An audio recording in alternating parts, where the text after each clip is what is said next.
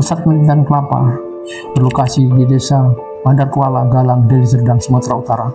Didirikan pada tanggal 2 Januari 1982 oleh PT Perkebunan 2, 6, dan 7 atas instruksi Menteri Pertanian untuk membantu pengembangan kelapa nasional.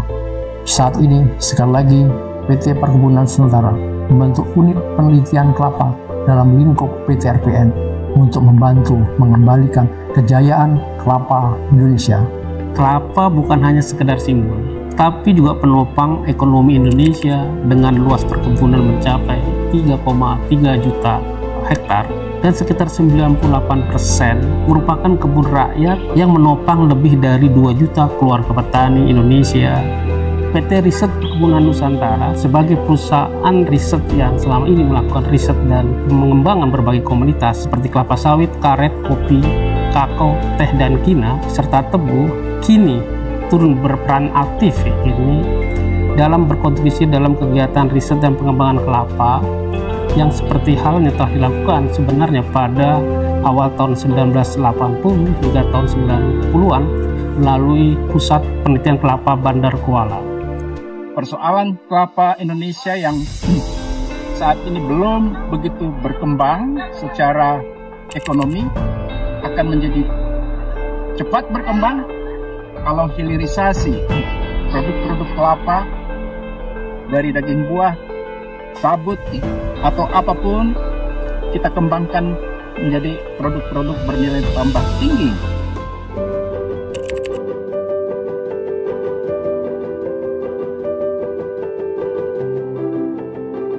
Komoditas kelapa yang awalnya dicap sebagai sunset business sekarang telah menjelma menjadi sunrise business. Hal ini dikarenakan permintaan akan kelapa Indonesia, terutama dari permintaan luar negeri, terus bertambah dan ini membuka pasar yang sangat luas untuk petani-petani kelapa di Indonesia untuk berkembang dan sejahtera bersama. Sektor kelapa merupakan sektor yang sangat penting bagi perekonomian dan kehidupan sosial masyarakat di Indonesia. Dan 98% perkebunan kelapa adalah milik petani rakyat. Nah, sehingga perkembangan sektor perkelapaan di Indonesia ini merupakan tanggung jawab kita bersama untuk menjaga hajat hidup orang banyak. Namun, pada saat ini terdapat masalah yang terjadi pada industri pengolahan kelapa nasional. Salah satunya di bahan baku. Untuk mendukung produktivitas komoditas kelapa yang semakin kuat dan besar, maka sangat dibutuhkan berbagai macam penelitian. Salah satunya yang utama adalah penelitian dalam bidang hama dan penyakit tanaman. Sebagai contoh adalah riset-riset mengenai bagaimana kita mencari mikroorganisme yang mampu menghambat serangga-serangga hama maupun patogen-patogen pada tanaman kelapa, semisal Oryctes rhinoceros dan penyakit-penyakit lainnya. Seiring dengan program pemerintah dalam penguatan industri kelapa nasional, kebutuhan akan bibit kelapa sekitar 21 juta belum dan sulit dipenuhi dengan perbanyakan konvensional. Penerapan teknologi kultur jaringan menjadi harapan besar dalam penyediaan bibit kelapa secara massal. Salah satu teknik perbanyakan kultur jaringan tanaman kelapa yaitu melalui teknik somatic embryogenesis.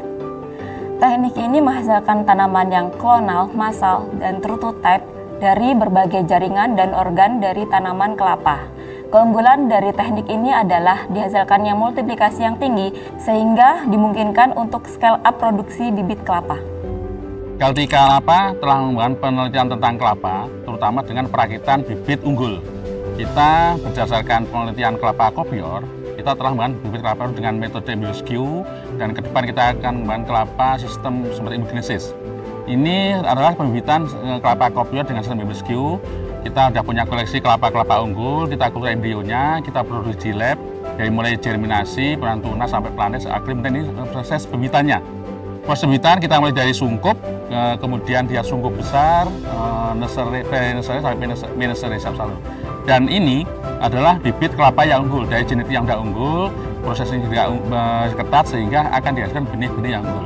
Dan kelapa kopior ini atau teknologi ini bisa dijadikan template atau metode untuk panen kelapa unggul lain. Misalkan kelapa yang unggul, misalkan kelapa bidu, kelapa Bandarwangi, Bandarmanis, atau kelapa unggul yang lain itu bisa diproduksi secara massal dengan menggunakan teknologi kultur embryo atau kultur jaringan atau kultur seperti embryogenesis, sehingga akan berbibit yang unggul dengan massal yang lebih efisien dan efektif.